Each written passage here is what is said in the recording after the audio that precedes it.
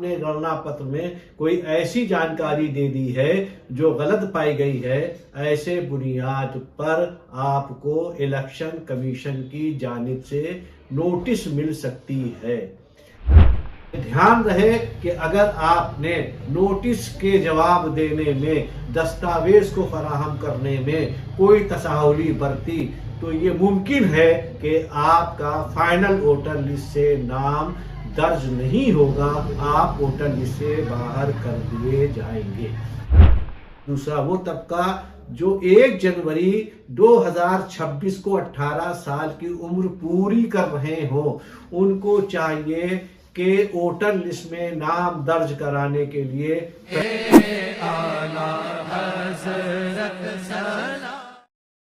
السلام علیکم ورحمۃ اللہ وبرکاتہ۔ خانقاہ برکاتیہ مہرارہ شریف میں 100 سالہ عرس قاسمی برکاتی کے موقع پر خانقاہ کی جانب سے بھارتیوں کو یہ پیغام دیا گیا کہ وہ SIR میں پوری سنجیدگی کے ساتھ بڑھ چڑھ کر حصہ لیں۔ الحمدللہ ہماری خانقاہ برکاتیہ عالیہ کی اس پیغام کو سارے بھارتیوں نے لبیک کہا اور SIR میں بڑھ چڑھ کر حصہ لیا۔ SIR کا پہلا مرحلہ ختم ہو گیا، اب دوسرا مرحلہ 31 دسمبر سے شروع ہو رہا ہے۔ 31 دسمبر کو ڈرافٹ ووٹر لسٹ آ جائے گی۔ ڈرافٹ ووٹر لسٹ آنے پر سب سے پہلے سارے بھارتیوں کو یہ چاہیے کہ وہ اپنے ووٹر لسٹ کو چیک کریں۔ یہ ووٹر لسٹ ان کے اپنے پولنگ بوتھ پر چسپاں ہوگی۔ سبھی ووٹر سے اپیل کی جاتی ہے کہ وہ اپنے اپنے بوتھ پر جائیں، ڈرافٹ ووٹر لسٹ دیکھیں اور یہ دیکھیں کہ ان کا نام ہے یا نہیں۔ جب یہ اطمینان کر لیں کہ ان کا نام آ گیا ہے، تب یہ دیکھیں کہ ان کا نام، ان کے ماں، ان کے باپ، ان کے شوہر کا نام صحیح لکھا گیا ہے یا نہیں، ان کا پتہ صحیح لکھا گیا ہے یا نہیں، ان کی عمر صحیح لکھی گئی ہے یا نہیں۔ اگر ڈرافٹ ووٹر لسٹ میں آپ یہ پائیں کہ آپ کے نام میں کوئی غلطی ہے، آپ کے والد یا آپ کے شوہر کے نام پہ کوئی غلطی ہے، یا آپ کے رہائش کے پتے پر کوئی غلطی ہے، یا آپ کی عمر میں کوئی غلطی ہے، تو اس کے لیے آپ کو 8 نمبر فارم بھر کے سنشودھن کے لیے BLO کے پاس دینا ہے۔ اس مرحلے کے بعد آپ نے جو SIR فارم بھرا ہے، جس کو ہم گننا پتر آگے کہیں گے، وہ جو گننا پتر آپ نے بھرا ہے، اس بھرے ہونے کی بنیاد پر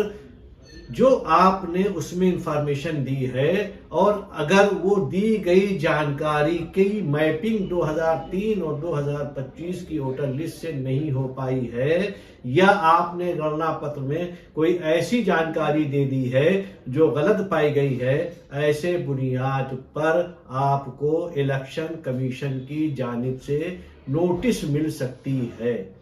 یہ نوٹس کسی بھی پریشانی اور بے چینی کی وجہ نہیں بننی چاہیے، اس لیے کہ یہ نوٹس الیکشن کمیشن کی طرف سے ایک راحت ہے کہ آپ کو ایک موقع اور فراہم کیا گیا ہے کہ آپ اپنے SIR کی جو غلطیاں ہوئی ہیں اس کو ختم کرا سکیں۔ اب اس کے لیے آپ کے تاریخ پیدائش کی حد بندی کی بنیاد پر آپ کو نوٹسز ملیں گی، اور اس کو آپ کو اپنی تاریخ پیدائش کی بنیاد پر الیکشن کمیشن کی جانب سے بتائے گئے 13 دستاویز میں کوئی ایک اپنی ووٹرز حد بندی کی بنیاد پر جمع کرنا پڑے گا، جس کی تفصیل آپ ایسے یہ سمجھ لیجئے کہ اگر جن کی پیدائش 1 جولائی 1987 سے قبل ہوئی ہے مگر 2003 کی ووٹر لسٹ میں نام نہیں آیا ہے، اور ایسے ووٹرز کو اگر نوٹس جاری ہو گئی ہے، تو وہ صرف اپنی تاریخ پیدائش کا کوئی دستاویز جو کہ الیکشن کمیشن کی جانب سے بتایا گیا ہے، ان میں سے ایک دستاویز وہ جمع کر دیں گے نوٹس کے ساتھ۔ ٹھیک اسی طریقے سے جن کی پیدائش 1 جولائی 1987 سے قبل اور 2 دسمبر 2004 کے بیچ ہوئی ہے۔ اگر ایسے ووٹرز کو الیکشن کمیشن کی جانب سے کوئی نوٹس ملتی ہے تو ان کو اپنی تاریخ پیدائش اور اپنے والدین میں سے کسی ایک کی تاریخ پیدائش کا ایک دستاویز اپنی نوٹس کے جواب میں اپنے BLO کے پاس جمع کرنا ہے۔ تیسرے حد بندی یہ ہے جن کی پیدائش 2 دسمبر 2004 کے بعد ہوئی ہے اور ان کو الیکشن کمیشن کی جانب سے کوئی نوٹس ملتی ہے تو ان کو اپنی تاریخ پیدائش، اپنے والدین دونوں کی تاریخ پیدائش کے ان 13 دستاویز میں سے کوئی ایک دستاویز اس نوٹس کے بعد آپ کو جمع کرنی ہے۔ یہ دھیان رہے کہ اگر آپ نے نوٹس کے جواب دینے میں دستاویز کو فراہم کرنے میں کوئی تساہلی برتی تو یہ ممکن ہے کہ آپ کا فائنل ووٹر لسٹ سے نام درج نہیں ہوگا، آپ ووٹر لسٹ سے باہر کر دیے جائیں گے۔ اب دوسرا مرحلہ یہ ہے کہ SIR کے وقت یہ کافی شکایتیں ملی کہ ہمارا 2025 کی ووٹر لسٹ میں نام نہیں ہے۔ ایسے لوگ جو 2025 کی ووٹر لسٹ میں نام نہ ہونے کی وجہ سے SIR میں شامل نہیں ہو سکے، ایک وہ طبقہ، دوسرا وہ طبقہ جو 1 جنوری 2026 کو 18 سال کی عمر پوری کر رہے ہوں، ان کو چاہیے کہ ووٹر لسٹ میں نام درج کرانے کے لیے پراروپ نمبر 6 بھریں۔ پراروپ نمبر 6 میں آپ کو 3 طریقے کے دستاویز جمع کرنے ہیں۔ ایک دستاویز ہے آپ کی اپنی پہچان کا، دوسرا دستاویز ہے آپ کی تاریخ پیدائش سے متعلق کاغذ کا، اور تیسرا دستاویز ہے آپ کی رہائش سے متعلق۔ اب آپ کی تاریخ پیدائش کے لیے جنم پرمان پتر چاہیے، آدھار کارڈ ہونا چاہیے، پین کارڈ ہونا چاہیے، ہائی اسکول کی مارک شیٹ یا اس کی مساوی کوئی بھی اگر آپ نے امتحان دیا ہے تو اس کی مارک شیٹ جس میں آپ کی ڈیٹ آف برتھ کا اندراج ہو، یا پاسپورٹ، یہ آپ کی جنم تتھی کے لیے ضروری ہے۔ اب آپ کی پہچان کے لیے آدھار، پین کارڈ اور پاس بک،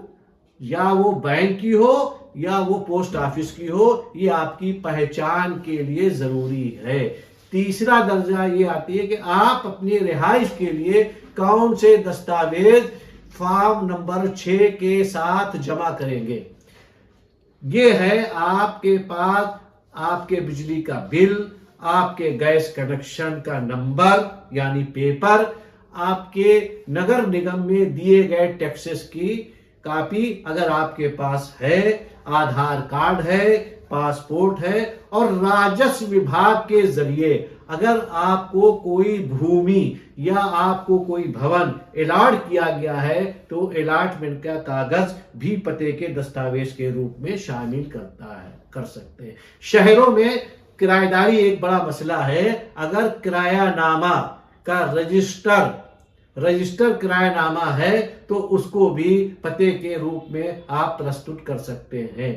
اگر آپ نے جس رہائش پہ آپ رہتے ہیں اگر اس کی آپ کی رجسٹری ہے تو وہ بھی رہائش کے پتے کی بنیاد پر آپ جمع کر سکتے ہیں۔ ایک چیز ہوتی جو کسان بہی کہا جاتا ہے، جو دیہی علاقوں سے تعلق رکھتے ہیں، اگر آپ کسان بہی بھی جمع کریں گے تو آپ کے پتے کے دستاویز کے روپ میں وہ الیکشن کمیشن قبول کرتی ہے۔ ایک بات یہ دھیان دینے کی بات ہے کہ پراروپ 6 کے ساتھ الیکشن کمیشن نے اب انیکزر 4 بھی 6 نمبر کے ساتھ لگا دیا ہے۔ آپ کو انیوار روپ سے انیکزر 4 بھرنا ہے۔ انیکزر 4 میں کیا ہے؟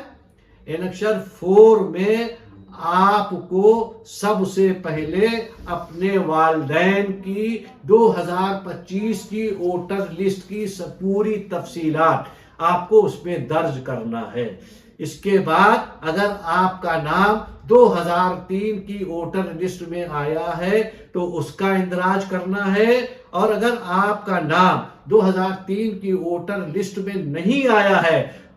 تو پھر اگر آپ کی ماں آپ کے باپ، آپ کے دادا، آپ کی دادی، آپ کے نانا، آپ کے نانی کا نام اگر 2003 کی ووٹر لسٹ میں ہے تو اس کا اندراج انکشر 4 میں کرنا ہوگا۔